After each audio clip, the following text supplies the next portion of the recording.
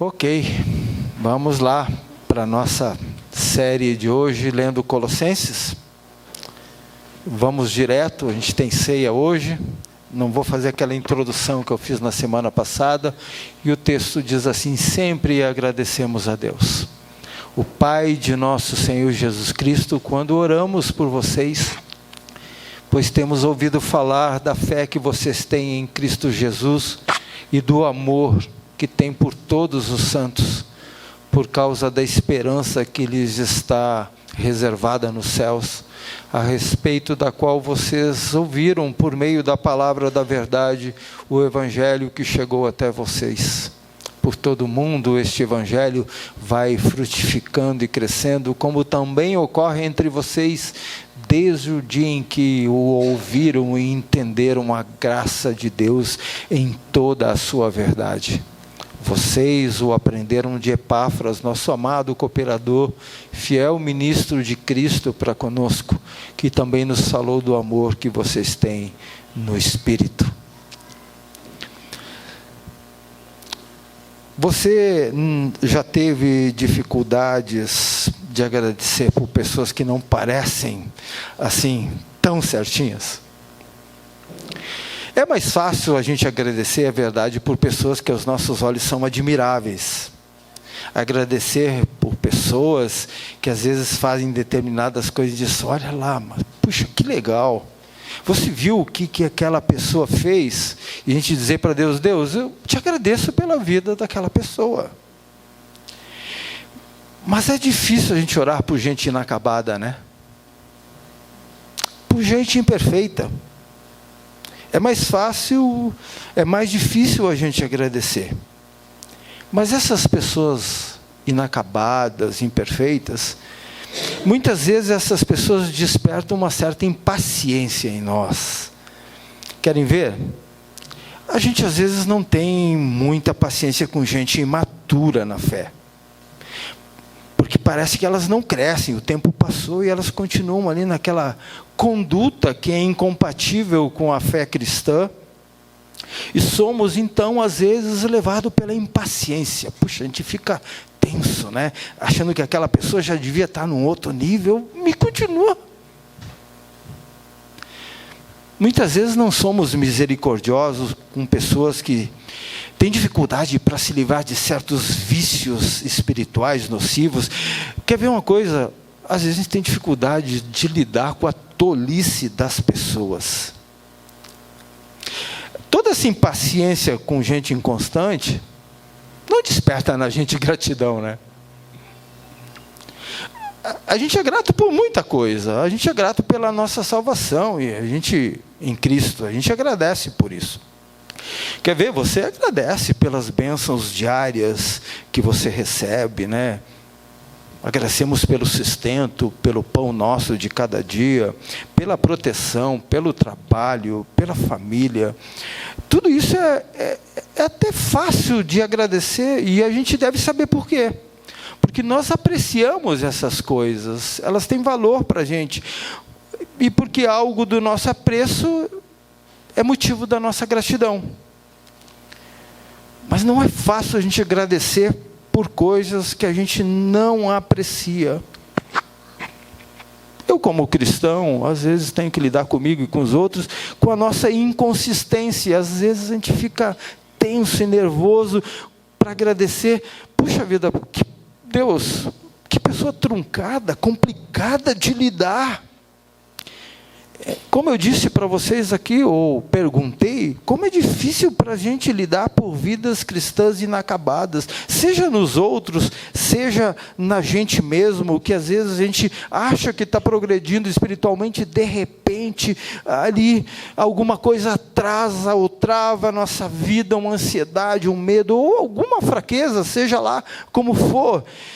E por isso mesmo, eu queria que você prestasse atenção nesse texto, porque ele é precioso, porque Paulo vai ensinar para a gente que é possível, e não só é possível, é um excelente exercício para o nosso coração, orar por gente inacabada, gente como a gente. Que exercício para a gente. Por gente que ainda precisa ser trabalhada por Deus, de uma forma admirável e notória. E Paulo, quase sempre, a gente viu isso na semana passada, ele inicia suas cartas com gratidão. Mas o que me surpreende é que ele agradece por cristãos de igrejas bem complicadinhas, bem difíceis. Umas mais, outras menos, é verdade. Ele em nenhum momento deixa de ressaltar as falhas, mas ele agradece. Quer ver uma coisa? Ele agradece a vida da igreja em Roma, mesmo havendo briguinhas naquela igreja entre um grupo que se achava forte e outro grupo que se achava fraco. Ele agradece a Deus pelos coríntios, mesmo havendo entre eles imoralidades e divisões. Ele agradece a Deus pelos filipenses, mesmo havendo um problema sério de unidade entre eles. Ele agradece a Deus pelos tessalonicenses, mesmo havendo problemas com ideias escatológicas esquisitas, do tipo assim, não vou trabalhar mais porque Jesus está voltando. Isso afetava o cotidiano da vida das pessoas. Ele agradece por Timóteo, mesmo Timóteo sendo um covarde enquanto pastor. Ele agradece por Filemão, mesmo estando este amargurado com a desonestidade do seu escravo Onésimo. Paulo ora o tempo inteiro por gente inacabada, e ele agradece a Deus pela vida dessas pessoas. Todas essas orações de Paulo são por pessoas inacabadas, e os colossenses não são diferentes. E à medida que eu for explicando ou expondo essa carta para vocês, vocês vão perceber que eles eram cristãos genuínos. Mas olha só, eles estavam acreditando em ensino de homens que diziam que a salvação não era por Cristo somente. Vê se pode, gente. Agradecer por gente que titubeava na hora que o assunto era a suficiência de Cristo. Mas Paulo, assim mesmo, agradece. Isso não surpreende você? Numa sociedade e igrejas tão impacientes uns com os outros? Essas pessoas de Colossos estavam, pelo menos, como é para mim uma carta mais preventiva do que corretiva, estavam assim, duvidosos, porque eles estavam acrescentando certas coisas à sua fé. Por exemplo, elementos de paganismo, como a gente vai ver mais adiante, regras judaicas também, que está na moda no nosso tempo. Tudo isso era acrescentado junto com a fé dos colossenses em Cristo, bem como acontece nos nossos dias. Não é que eles rejeitavam a Cristo, não é isso, mas eles procuravam caminhos alternativos para crescerem na sua espiritualidade. Mas Paulo, preste atenção, consegue encontrar motivos para agradecer a Deus, seu Pai, por aquele tipo de gente inacabada. E Paulo fica sabendo disso, da situação dos colossenses, pelo líder daquela igreja que se chama Epáfras. Epáfras, ele é provavelmente o pastor daquela igreja, ou das igrejas na região. E Epáfras vai até Paulo, que está preso em Roma, provavelmente Roma, onde Paulo tinha um privilégio de gozar de alguns benefícios, do tipo assim, regime semi-aberto, em que ele podia receber visitas e conversar com aquelas pessoas. E Epáfras, então, vai lá e relata para Paulo, não só as possíveis más notícias que poderiam acontecer, mas ele fala de coisas boas dos colossenses. Olha só que interessante isso.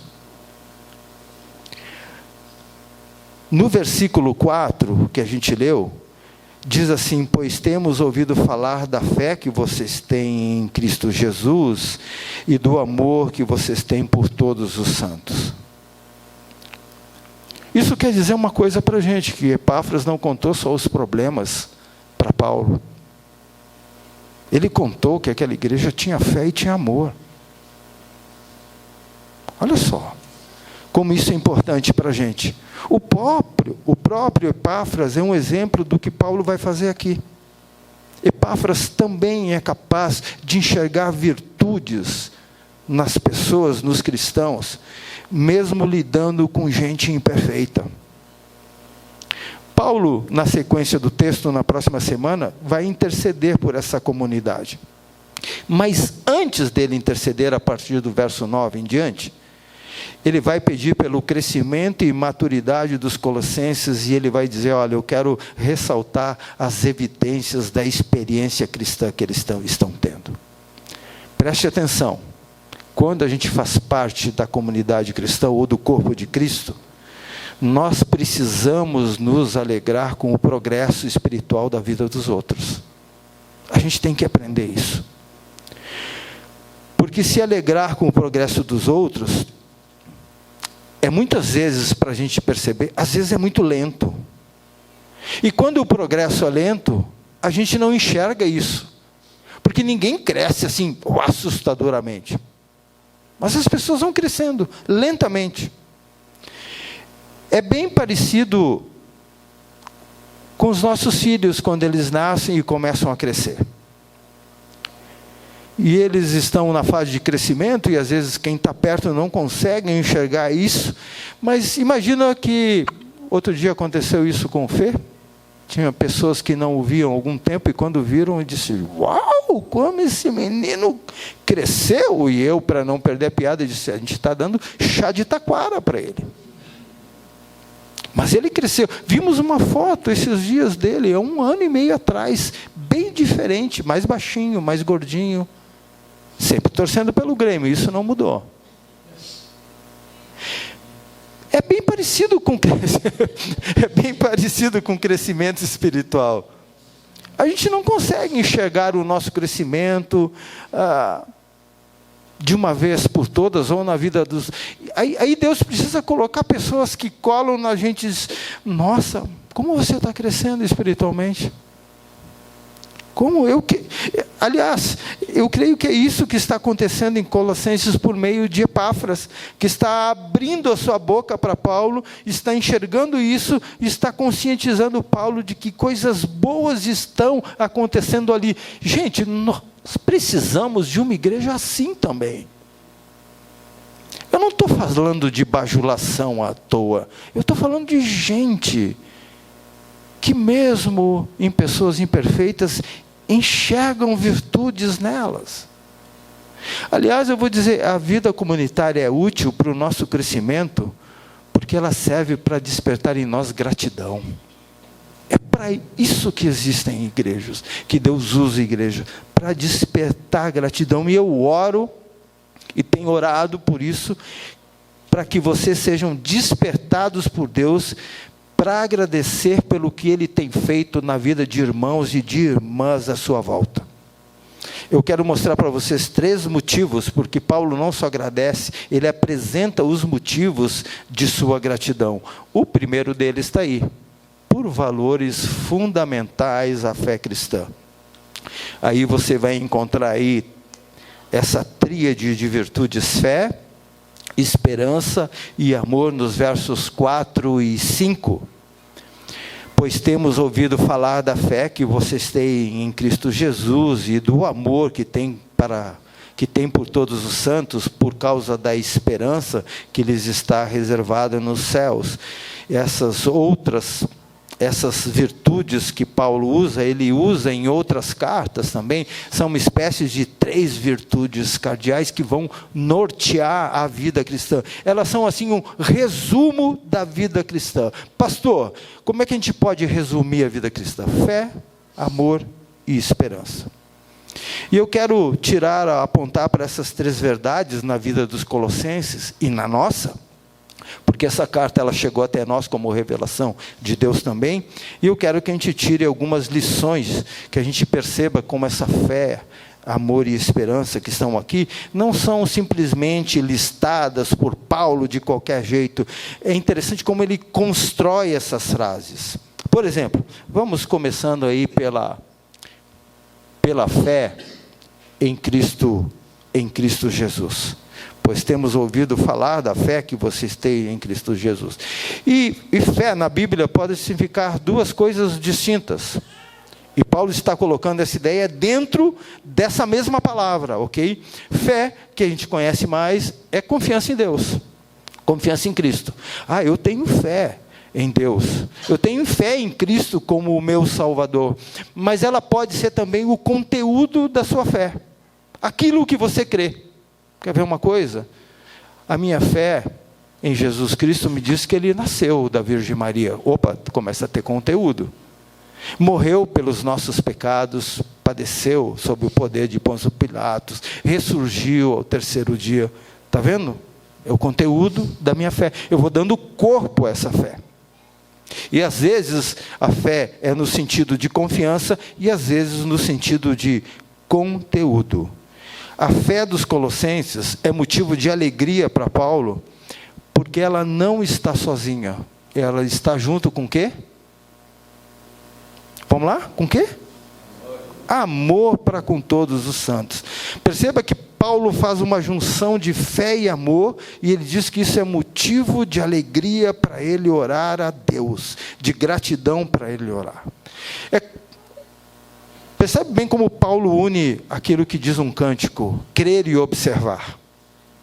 A ideia de que aquilo que a gente crê não pode estar dissociado de como a gente vive. Preste atenção no que eu estou dizendo. Qualquer separação entre essas duas coisas vai gerar na nossa vida uma divisão.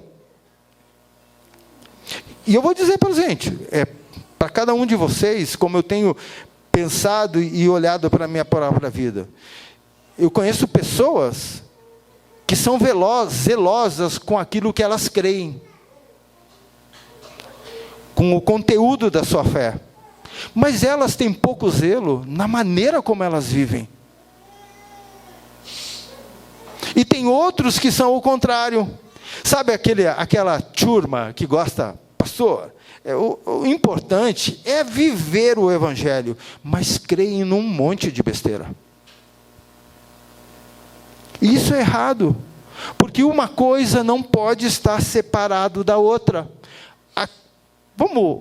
Repete aquela frase, a última frase desse slide comigo, vamos lá?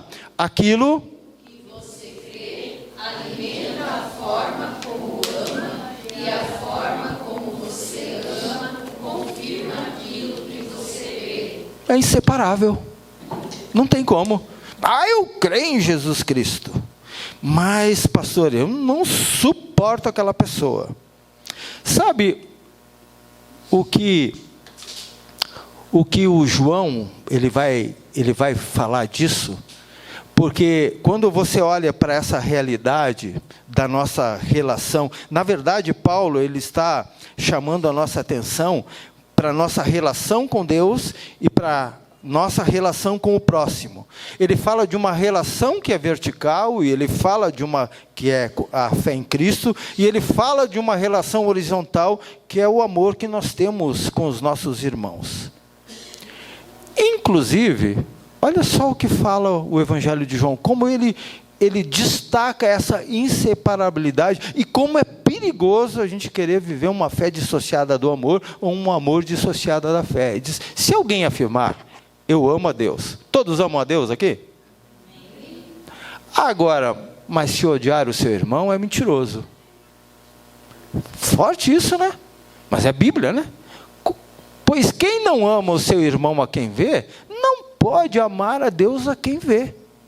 Olha a lógica. E ele nos deu esse mandamento, quem ama a Deus, ame também seu irmão. Simples assim. Era para ser. Mas tem gente que quer separar as coisas. Pastor, sabe de uma coisa? Essas coisas estão aqui ligadas, mas às vezes eu ouço pessoas dizendo assim, pastor, com Deus está tudo 10. Pastor, uma top de linha. Mas lá em casa está uma nhaca. Com Deus está tudo bem, mas lá em casa está complicado. Eu disse, como assim? Como que a gente pode estar bem com Deus e mal? com o cônjuge, ou com o filho, ou com os pais, seja lá quem for. Se o nosso relacionamento com o nosso próximo passa por problemas, logo isso se reflete imediatamente como o meu relacionamento com o Senhor. É impossível um estar muito bem e o outro mais ou menos. Não é possível, porque essas coisas estão indissociavelmente conectadas. Quando Paulo fala da fé operosa, por exemplo, em Tessalonicenses, a gente logo costuma pensar em obra social, ação social. E de fato, a ação social tem o seu espaço, mas quando a gente fala em boas obras, é muito mais do que isso, porque boas obras é todo comportamento condizente com a sua identidade cristã. E esse amor, olha que interessante, diz o texto bíblico, é um amor produzido pelo Espírito Santo. Lá no verso 4, Paulo vai falar do amor que tem por todos os santos, mas lá no verso 8, ele fala que também nos falou do amor que vocês têm no Espírito Santo. Olha só aqui, que interessante isso. Quem está produzindo isso no nosso meio? Na verdade, o que Paulo está querendo dizer é que aquela igreja tinha uma virtude. Eles amavam sem distinção. O amor que não fica escolhendo, preste atenção, porque crente tem disso. Meu Deus! Gente que diz, eu não gosto de jantar com gente assim. Eu não vou na casa do fulano e da fulana de tal. Ah, é? Eu gosto de gente que gosta do que eu gosto. Paulo está falando que ele admira o fato dos colossenses não fazerem distinção. Amar irmãos e irmãs de contextos e histórias diferentes. Ou seja, não tem espaço para ser seletivo. Não tem. E eu não estou dizendo que a gente não simpatize mais com um com o outro. No próprio grupo de Jesus existia essas coisas, mas não existia distinção, porque tem crente, desculpe, eu oro por esses crentes, dou graças a Deus, mas a gente não cansa de ser murrinha toda vez que a gente fica lidando com esse tipo de distinção. E perceba, Deus não é assim, Ele não faz distinção de pessoas. Quem é você para pensar que pode fazer isso? Então Paulo agradece a Deus pelo fato deles amarem dessa forma. Mas antes que isso se tornasse um mérito na vida deles, do tipo assim, olha eu aqui, eu amo assim. Sabe o que Paulo diz? Você só está amando sim porque isso é produção e obra do Espírito de Deus na sua vida. Olha que interessante, todas as vezes que nós olhamos cristãos aí atuando amorosamente, como resultado da sua fé, sabe o que a gente precisa dizer? Deus, eu quero te agradecer. Ainda que aquela pessoa seja imperfeita, o fato dela ter uma fé genuína, o fato de ter um amor sincero, Deus, eu quero te louvar pelo que está acontecendo na obra daquela pessoa, na vida daquela pessoa. Quando nós vemos fé cristã e amor cristão nas pessoas, sabe o que a gente tem que fazer? Dê graças a Deus por isso, agradeça a Deus. Agora, uma segunda lição importante ainda de Paulo é como ele une fé e esperança atrelada a fé e amor atrelada à esperança. Ele vai dizer em outras palavras que a fé e amor estão fundamentados na esperança.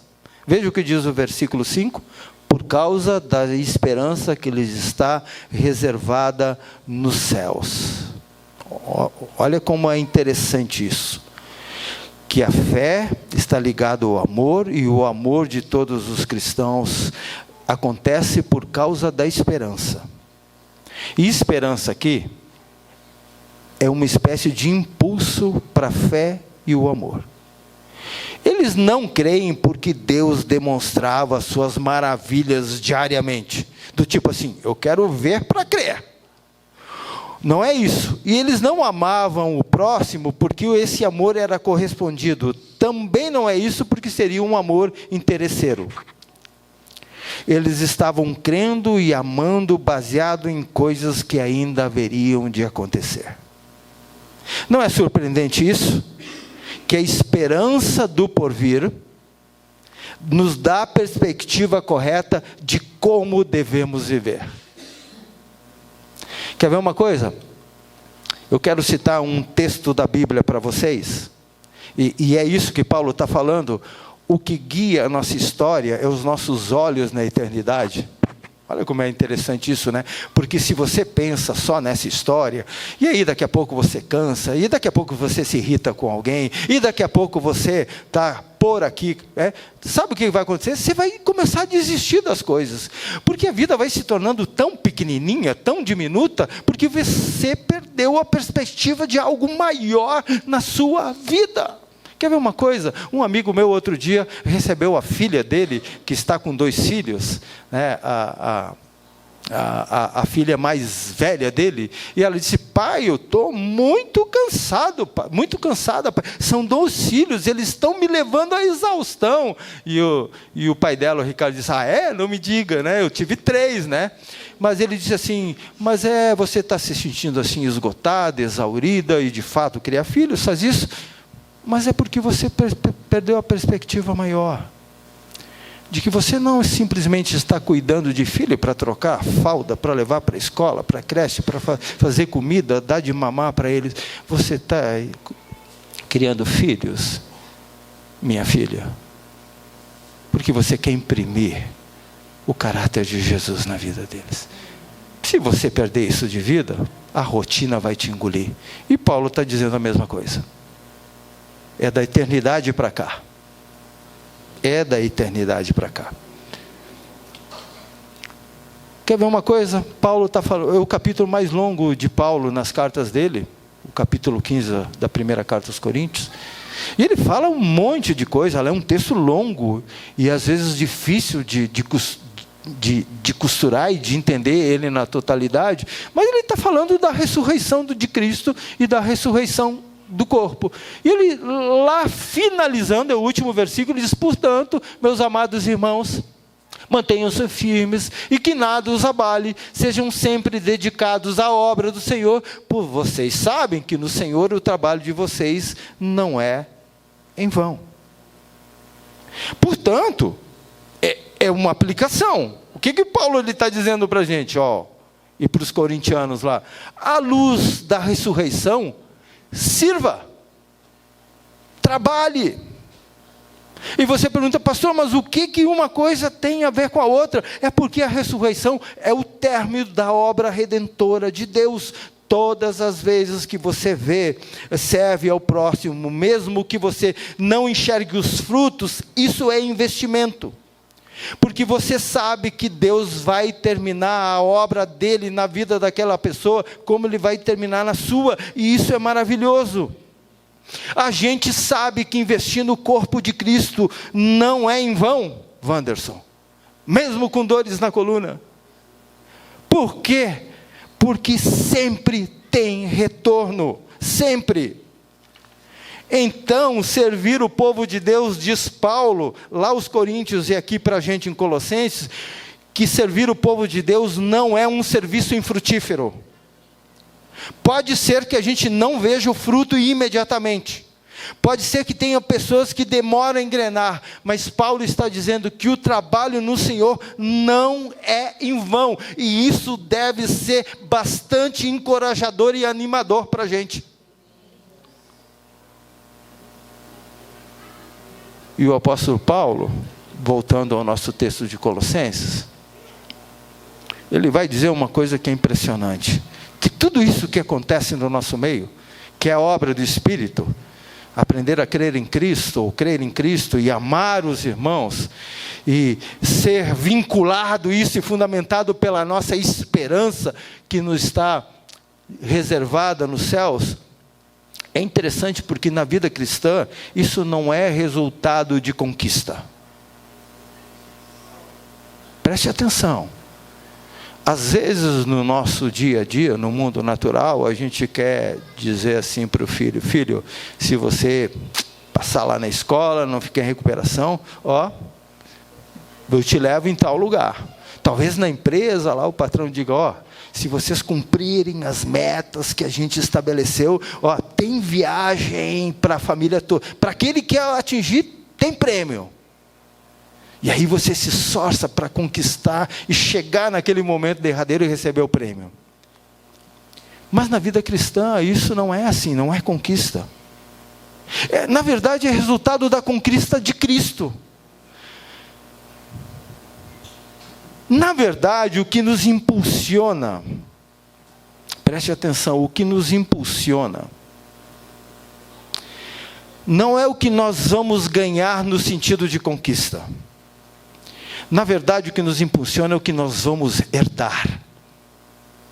Tem nada a ver com conquista, tem a ver com herança que nos está reservada nos céus, é garantia. John Piper gosta de chamar isso de graça futura.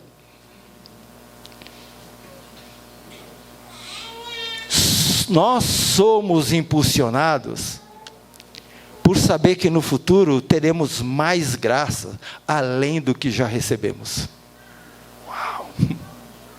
Além do que nós recebemos. O que Paulo está dizendo aos Colossenses, e que a gente precisa aprender com ele? Eu sou grato pela fé que vocês têm em Cristo Jesus. Eu sou grato pelo amor verdadeiro que vocês têm entre vocês. Eu sou grato porque essas duas virtudes, fé e amor, estão fundamentadas, calcadas na esperança de coisas que ainda terão de acontecer. É por isso que o apóstolo Paulo ora e agradece a Deus. Mas ele agradece também pelo um poder inigualável.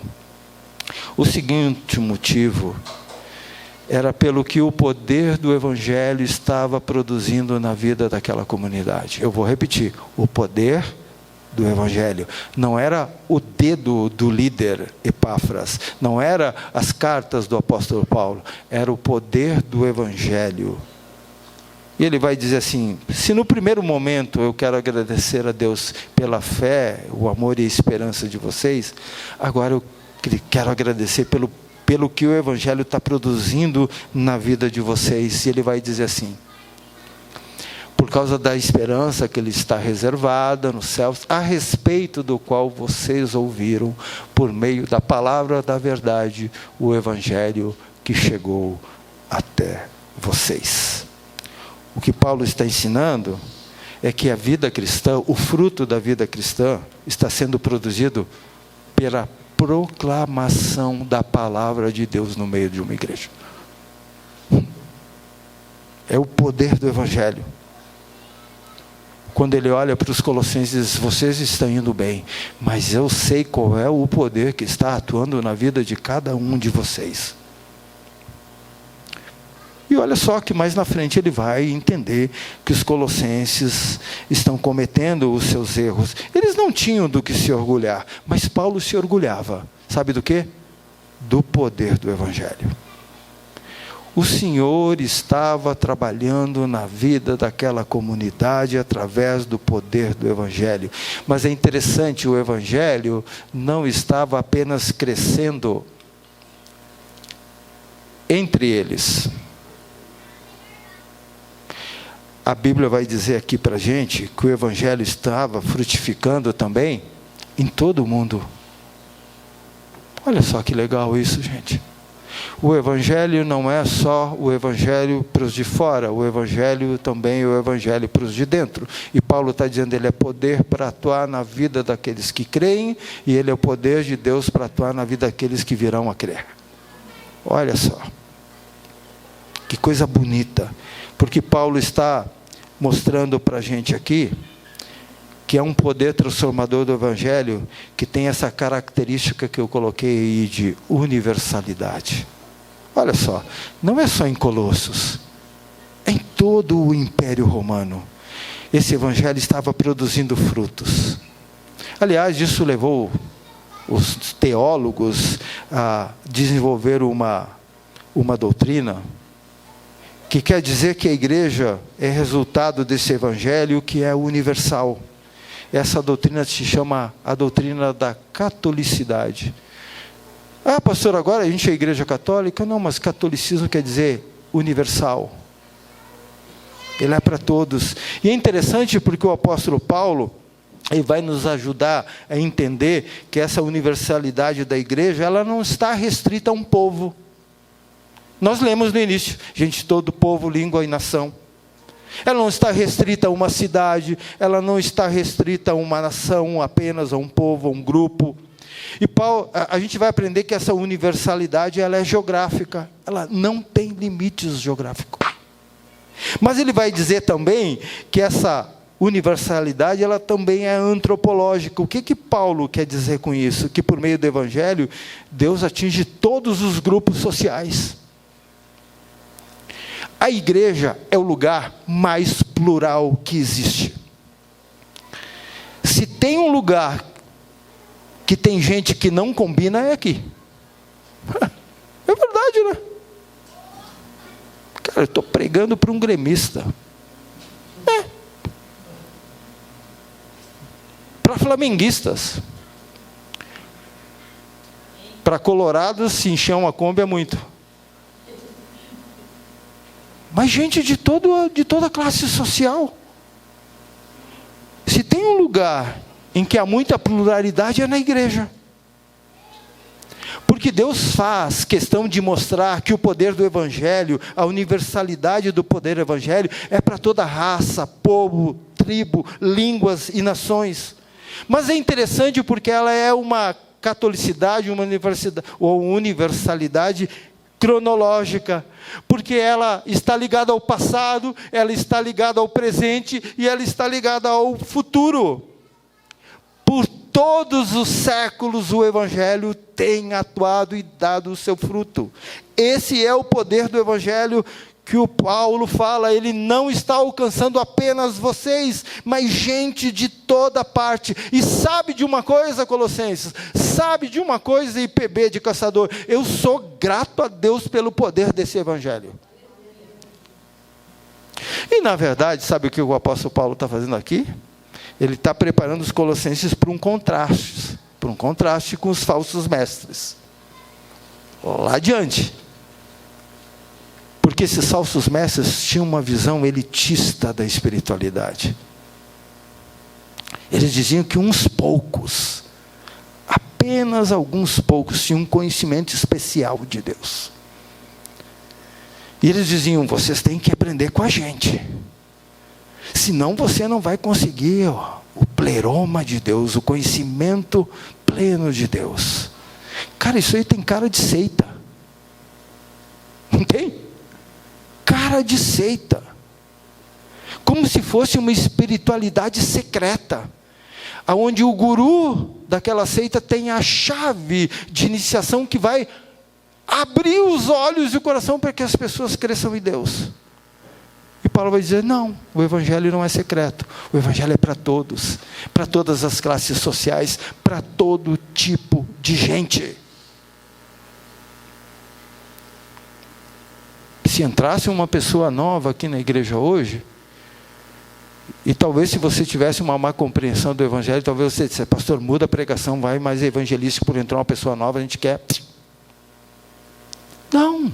O evangelho é para quem está entrando e chegando pela primeira vez, é para todo mundo. Não existe nada que seja secreto só para nós. O evangelho é um livro aberto, escancarado, desde que Jesus Cristo o revelou. Toda a mensagem é aberta para todos, porque ela tem um caráter universal.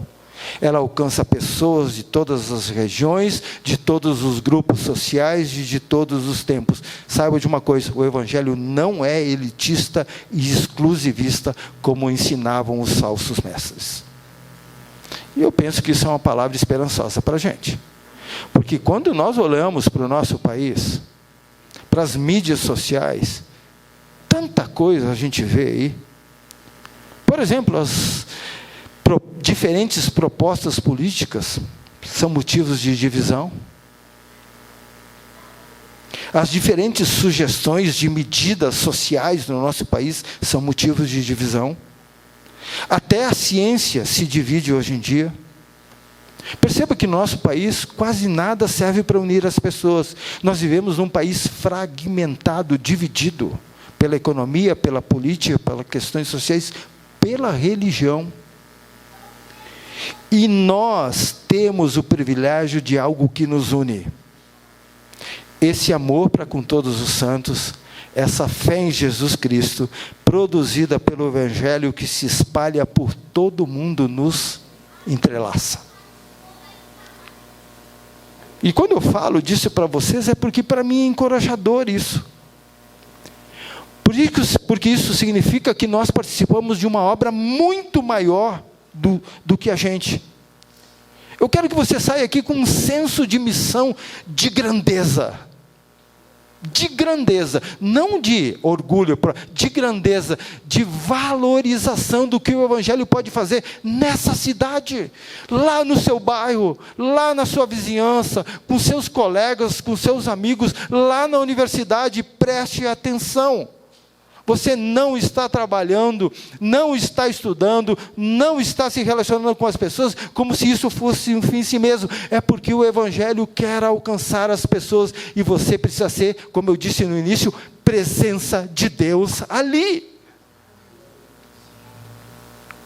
Sabe por que as pessoas às vezes se sentem fraquinhas, cansadas, desanimadas na sua vida?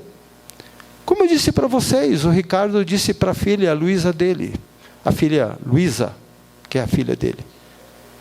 Porque parecia uma tarefa tão pequena para ela. Todo dia, rotina com o filho, trocar fralda, dar de comer, dar de mamar, levar para a creche, essa rotina.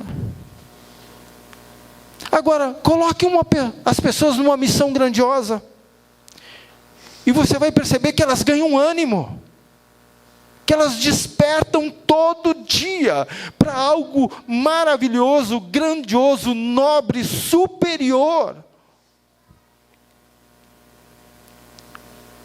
Como é que Deus trata as pessoas que são desanimadas? Pessoas que estão vivendo num mundo restrito, pequenininho. Sabe o que Ele faz na Bíblia? Ele descortina os feitos dele na história. Abre as janelas da eternidade e diz: olha, eu estou te chamando para você participar de algo muito, muito maior, mais sublime, mais nobre, mais grandioso. É assim que Deus anima as pessoas.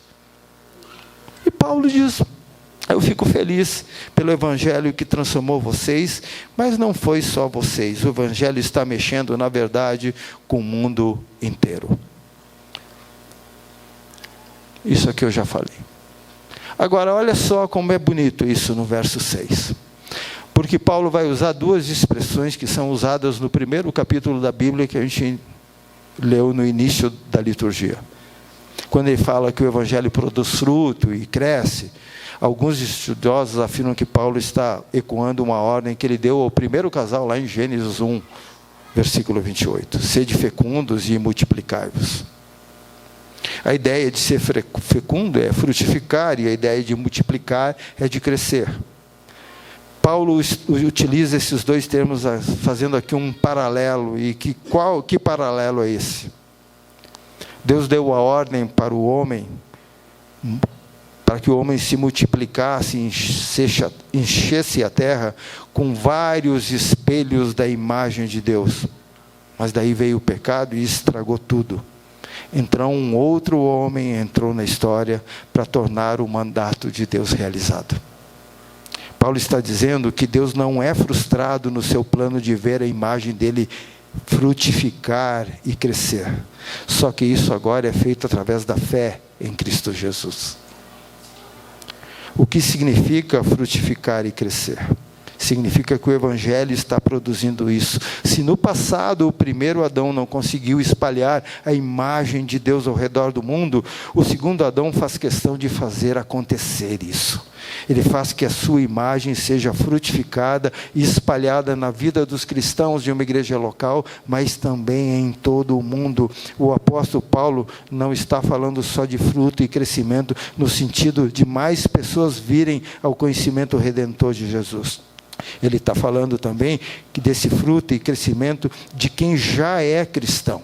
Preste atenção que isso é importante para a gente. Você pode pensar que isso é para os de fora, isso é para os de dentro. O Evangelho é o poder de Deus para a sua vida crescer e frutificar para a glória de Deus. E ele vai dizer, esse fruto está acontecendo entre vós. O Evangelho tem crescido e frutificado entre vocês. Vocês estão crendo, estão amando, estão guardando a esperança no coração de vocês. E Paulo vai dizer que esse Evangelho, preste atenção, ele ocorre entre vocês, mas ele é o Evangelho cheio de graça e verdade. Não é qualquer Evangelho. Preste atenção nisso. O apóstolo Paulo está dizendo que graça e verdade andam juntas, são inseparáveis. E por último, ele agradece pelo mensageiro. Ele agradece pela vida de Epáfras, que ele chama de conservo. Aqui está cooperador, né? Algumas traduções vêm conservo. Sabe o que quer dizer isso? Que é a mesma mensagem que Paulo está pregando, ou seja, o Evangelho está alinhado em Paulo e em Epáfras. E ele fala que também Epáfras é fiel ministro de Cristo, ou seja, ele prega o Evangelho até as últimas consequências. Sabemos disso porque quando Epáfras foi visitar Paulo na prisão, ele acabou ficando preso lá. Ele foi visitar Paulo na prisão, levar notícias da igreja para Paulo, sabendo que ele correria o risco de ser preso ao levar as notícias para Paulo, que ele poderia perder a sua liberdade e possivelmente de ter que lidar com todo o desprezo que as pessoas do Império Romano tinham por ele, Epáfras, e por Paulo. Mas ele estava fazendo isso, sabe por quê? Para cuidar das ovelhas que Deus havia lhe dado. Isso é motivo de gratidão do apóstolo Paulo. E eu quero pedir para você uma coisa hoje, que você agradeça pelas pessoas que Deus tem colocado na sua vida para te ensinar o Evangelho. E eu não estou falando aqui de professor de escola dominical, eu não estou falando aqui de pastor, eu estou falando de pessoas que Deus usou ao longo da tua história para te levar ao conhecimento do Redentor, o Senhor Jesus Cristo. Pessoas que Deus usa no teu dia a dia para corrigir as tuas falhas, para que você possa crescer e frutificar. E para fazer assim, eu espero que você seja assim, mas certamente agradeça a Deus por aqueles que Deus está usando na sua vida. Lembre-se deles nas suas orações. Eu termino lembrando a vocês que esses motivos são suficientes para a gente agradecer a Deus, mesmo quando a igreja é composta por gente tão limitada, tão inacabada como eu e você. Eu quero propor que a gente faça isso juntos. Que a gente tenha um coração agradecido pelo que o Evangelho já fez em nossa vida e na vida dos meus irmãos e irmãs. Pense sim naquelas pessoas que já te deram uma dor de cabeça, mas pense que elas são genuinamente cristãs. Agradeça a Deus por elas. Eu oro para que você seja movido pelo Espírito Santo a agradecer pelas evidências da vida cristã na vida de pessoas que estão à sua volta. Nós vamos orar agora e nós vamos nos preparar para a ceia. Incrível, né? Mas a igreja, uma das igrejas, ou a igreja que recebe o capítulo da ceia, era uma igreja dividida. Quando vai para a carta de Paulo aos Coríntios, para as duas, especialmente a primeira, você vai ver uma igreja extremamente fragmentada, facciosa, brigando por tudo. E Paulo escreve dizendo assim: vocês não se reúnem para o bem, vocês se reúnem para o mal. Porque vocês deveriam se reunir e estarem todos juntos, gozando da comunhão com Cristo, o Redentor de vocês.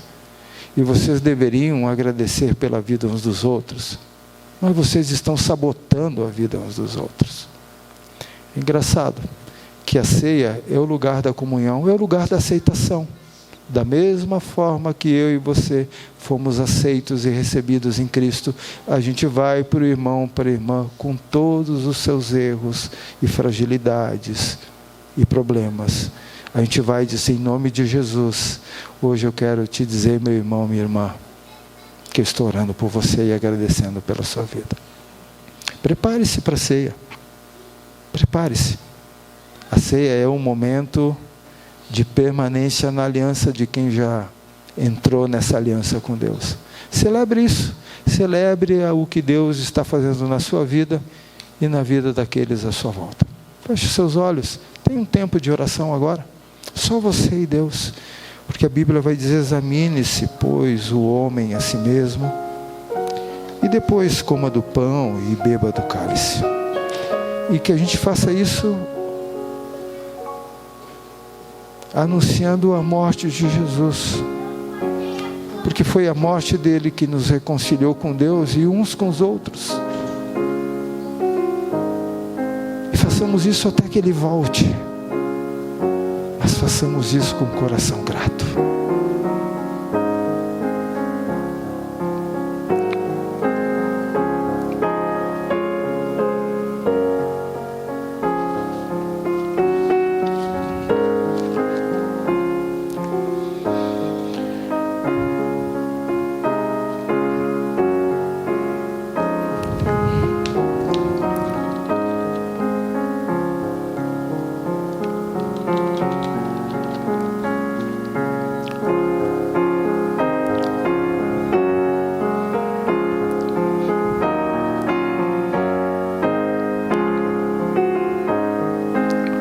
Deus bendito,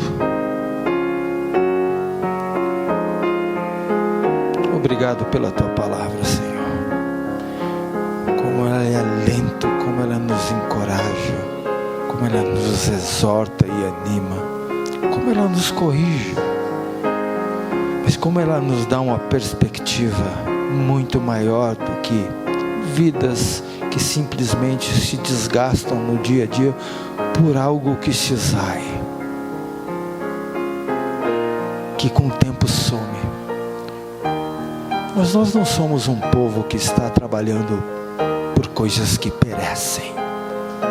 Nós somos um povo chamado pelo Senhor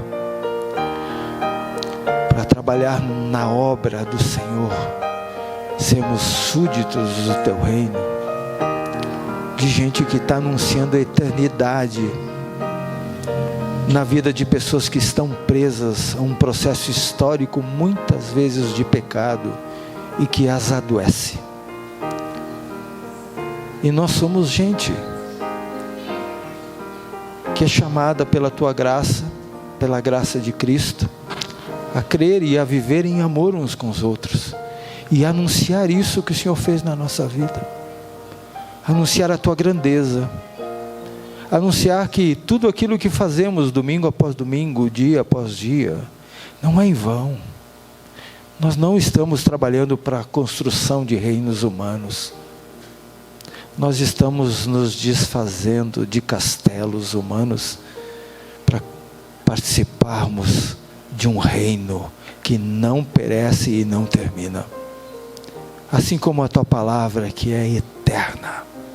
E pelo poder do Evangelho, gracioso e transformador do Evangelho, nós queremos ser uma igreja assim, que anuncia a bendita graça do Senhor, que nos reconciliou com o Senhor mesmo por meio de Cristo. Graça e verdade do Evangelho, poder que transforma de dentro para fora, poder para toda e qualquer pessoa, independente de classe social, raça, língua ou nação. Agora que nós nos preparamos para a ceia, nós nos preparamos, Senhor, para algo grandioso, porque nos preparamos para uma comunhão que é espelho, que é vislumbre de uma ceia maior que um dia vai acontecer, onde gente de toda a tribo, povo, língua e nação vai estar comendo com o Senhor e gozando da eternidade com o Senhor.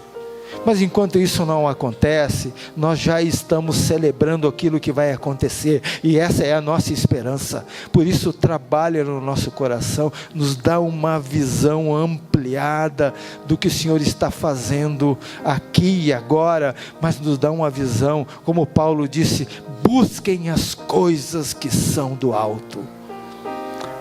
Nós não estamos juntando tesouros na terra, Senhor, nós estamos juntando tesouros no céu.